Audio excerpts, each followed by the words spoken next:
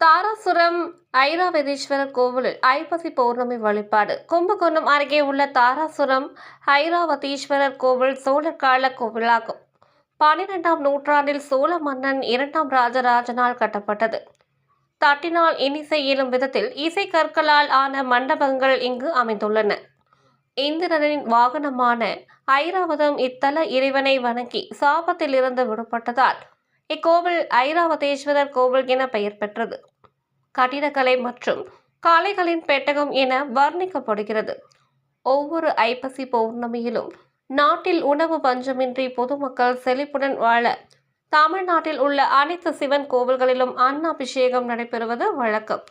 அந்த வகையில் ஐப்பசி பௌர்ணமியை முன்னிட்டு இக்கோவிலில் தஞ்சாவூர் அரண்மனை தேவஸ்தானம் சார்பில் அன்னாபிஷேகம் நடைபெற்றது.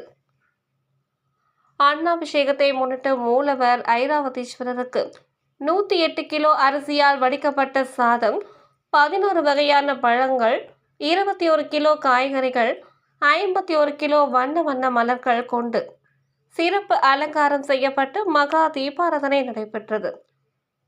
தொடர்ந்து பக்தர்களுக்கு அந்த அன்னம் பிரசாதமாக வழங்கப்பட்டது. இதில் சுற்றுவட்டார பகுதிகளை சேர்ந்த திரளான பக்தர்கள் கலந்து கொண்டு சுவாமி தரிசனம் செய்தனர்.